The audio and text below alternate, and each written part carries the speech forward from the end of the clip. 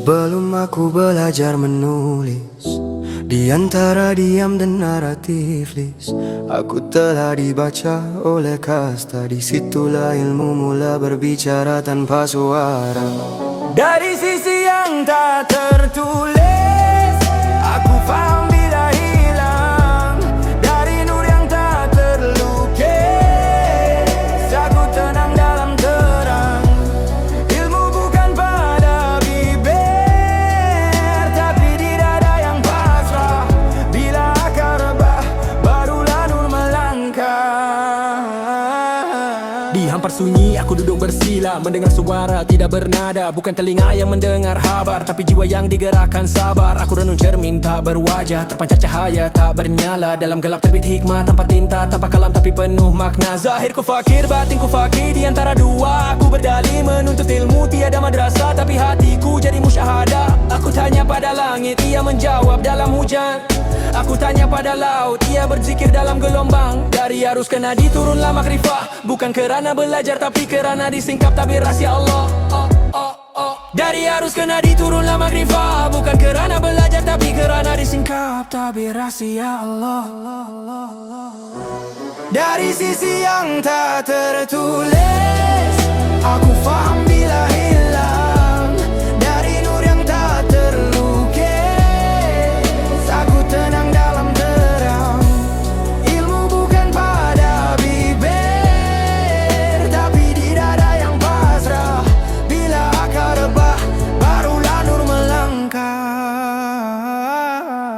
Telah terbuka hijab di dada, terbentang kitab tiada huruf. Lafaznya gaib namun makna luruh, ke kalbu turun seumpama arus. Aku membaca kalam yang tak tertulis, di langit jiwa tiada garis. Tiap noktanya hidup, tiap diamnya berbisik, itulah rahsia laduni yang manis. Kata tidak dihafaz, tapi diwayukan pada sukma. Datangnya lembut seperti bayu, dari sidratul al-muntaha. Jari menulis tanpa pena, tangan bergetar tanpa perintah. Akal tunduk pada hikmah, roh berbicara dengan musyahadah. Aku tafsirkan nur pada huruf alif, lurusnya satu tapi mananya tak muflis.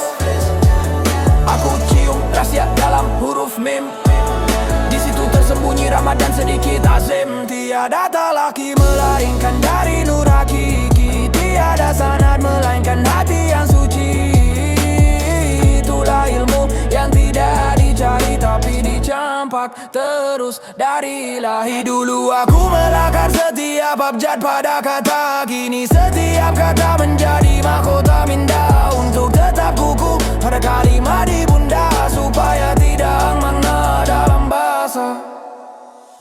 Serpi makna bertembung di nadi, huruf-huruf berperang dalam diri. Setiap dalil jadi senjata ilusi, antara yakin dan syak siapa yang suci.